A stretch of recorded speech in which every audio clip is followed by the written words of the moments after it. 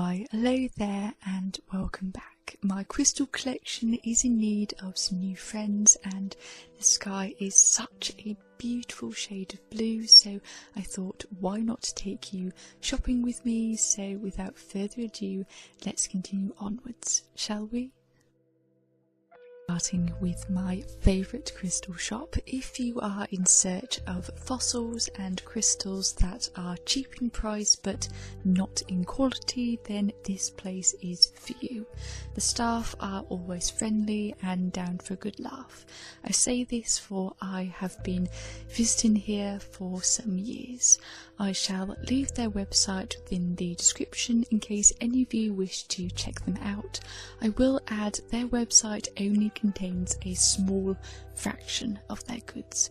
In shop they always have new stock in, so if you have the chance to visit them, please do, it's so worth it.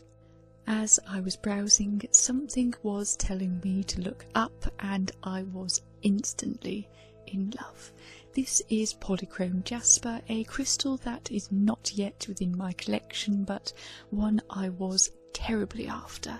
If you're someone who doesn't know a lot about crystals, polychrome jasper is usually depicted as being orange and sky blue, so to see one this dull in colour was most unusual. So to begin with, I did not know it was said jasper until I took a closer inspection. How ironic is that? I was hoping to find some only to want this without realising it's exactly what I had come in for.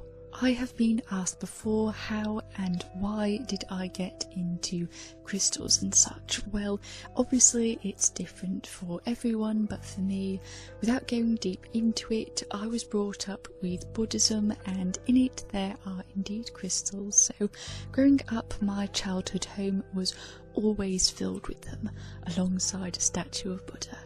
Everywhere, every room, even in the garden, there was no escape. But not only that, I also grew up with my father loving history and my mother loving mythology, and crystals are a big part of both.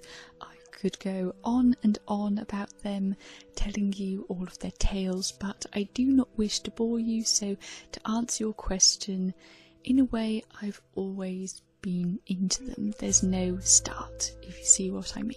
Hope this answers your question. If you so happen to have any more, whether they are related to crystals or not, do feel free to leave them within the comments below as I do reply back. By the way, if you are curious to know what I bought, then let me know if you'd like a haul. Otherwise, feel free to check out my Instagram as that is where I post almost everything. Now to head to my next destination, another crystal shop, only I'm not there for the crystals per se, but I have heard they sell real jewellery and I am most intrigued. Upon my arrival, they did in fact have a lot of jewellery for sale. In total, I spotted a ring, a pair of earrings and a bracelet, but ended up leaving empty-handed. As lovely as they all were, nothing truly screamed "take me with you," and to be honest, within my own opinion, I can't justify the price they were asking. Now, I may not be a jeweller myself, but I do know a thing or two about jewellery, not to pat myself on the back. So as much as I did consider purchasing them, I made the final decision to save up my pennies for something I truly adored. Plus, I did say I would return to Whitby for more jewellery in future, so there's promise there. Now, even though I did not find anything, I'm very chuffed I stopped by. The shop was like a museum. I got to see so much and even got to see a whale skull within the basement. It's not every day you get to see something like this, so I would consider this place to be a plus. Almost everything you see is for sale, by the way, so just because I didn't find anything I loved, it doesn't mean that you can't, so please don't let me stop you if you wish to stop by here.